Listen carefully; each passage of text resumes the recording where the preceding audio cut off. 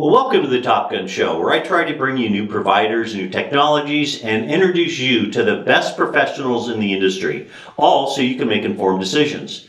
Today, I'd like to welcome a very special guest. Today, I'd like to welcome James Karimi, the CIO and CISO of GTT, the sponsor of the Top Gun Show.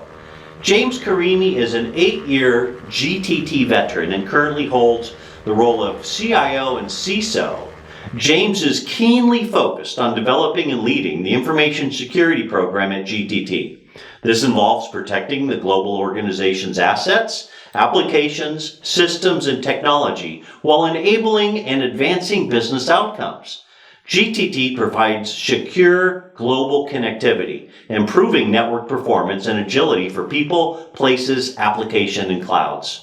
GTT owns and operates one of the largest global Tier 1 internet networks and provides a comprehensive suite of cloud networking and managed solutions. All of that means GTT is a constant cybersecurity target. James, welcome to the Top Gun Show. Thank you. Thank you for having me. Yeah, well, tell us what it means to be a CIO, CISO of a company that operates one of the largest global Tier 1 networks, and how do you work across all the business units to ensure that cybersecurity policies and procedures are in alignment with the GTT missions and operations of the enterprise? Thank you. So as a Tier 1 network operator, we are classified and governed from a regulatory perspective as critical infrastructure. We're also an MSP and a managed service security provider, which equates to us providing secure and trusted services to our customers, our partners, and our vendors. That requires us to actually go out and get our products and services accredited, either with SOC 2 or SOC 1 type certifications.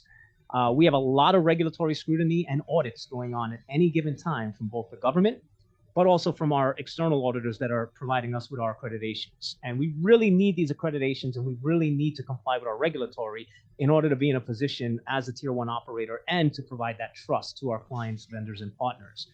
The one thing I would state is that we do probably very different here is we have a very, very stringent internal audit department, and that department is tasked with throughout the entire year running audits against our compliance, our security posture, and our IT general controls, so that any given time, we can find something before an auditor or government regulator does, and we can mitigate it.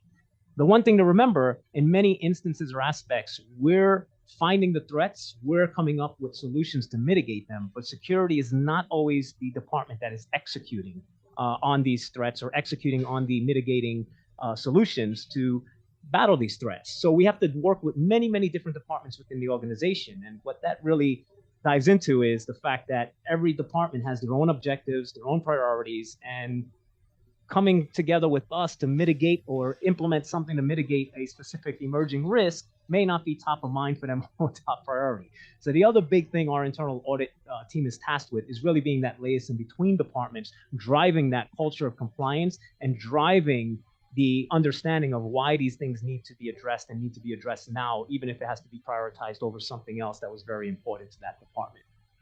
Yeah, great answer. I mean, there's probably only a handful of people in the world that could do your job. I mean, such a huge network, it's probably very, very complex. So I'm just so happy to have you on the show today.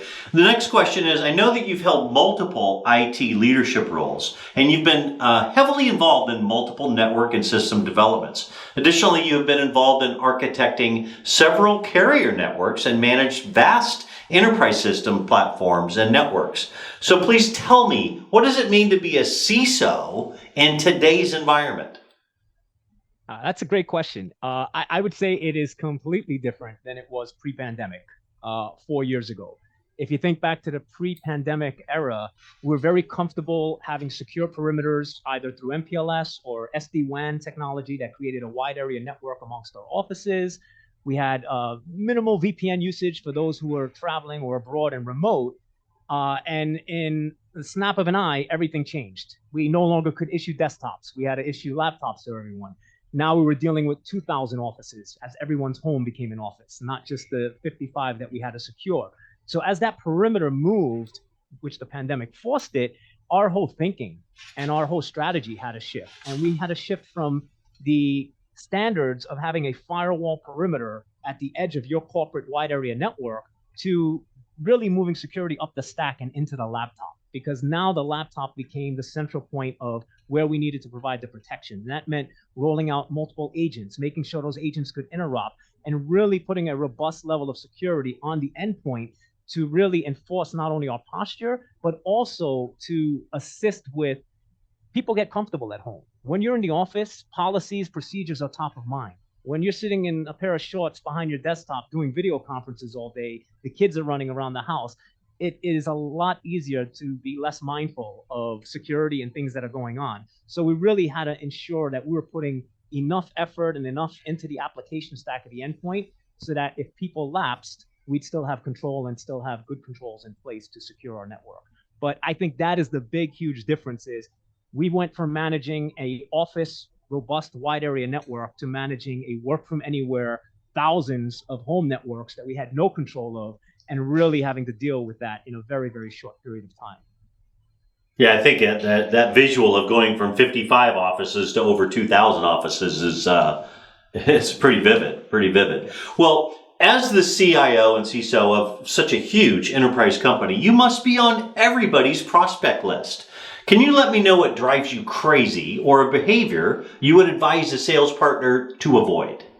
Absolutely.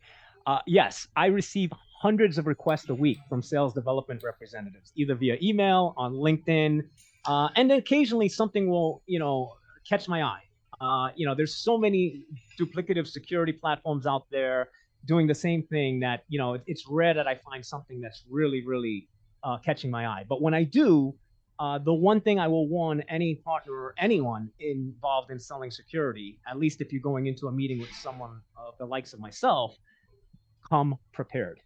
More times than not, I will take a meeting. The sales team would come out 4 or 5 deep with sales folks, and they cannot answer any of my technical or interop questions, and they have a whole list of takeaways that they'll get back to me. And to be quite honest, I'm extremely busy. You're not going to get a second meeting. So I really emphasize everyone should come very, very well prepared. What that means is have your technical resource, have your subject matter expert, make believe you are going to close this deal that day and have all the necessary resources there. Because in some instances, you get a meeting with a CIO CISO, there may be a spontaneous, hey, I'm going to buy this today. And that's why he's having that meeting or she's having that meeting with you. And if those resources aren't available, well, guess what? GTT, we have an abundance of resources to help our partners in any type of these engagements. We have subject matter experts, we have solution architects, we have sales engineers, and we have many, many in our channel partner vertical that are all here to assist and come out with partners if they don't have those subject matter experts or technical expertise in-house. That is $1 million tip right there. Come prepared. I love it. I love it. Well, hey, James, I know you're a big fan of the Top Gun show, and then I know there are millions and millions of people watching you right now. Why don't you tell the viewers a fun little known fact about yourself? All right. One little known fact. So I've been nearly 3 decades in technology, telecommunications, and enterprise, both sides of the house, as well as operators. But what many people do not know, I spent 4 years as an electrician, and I was going to be an electrician and I had no interest in going into technology simply because my dad had a technology company and he forced me to work weekends at 15. Changing out chips on 286s. So I had no interest in going that path. It was about 4 years into my electrical career that I got hurt on the job. And the first thing my dad did when he came to the ER was say, you have other skills. What are you doing with your life? And then I never looked back from there. I quit the next week from electrical and I went into technology full time.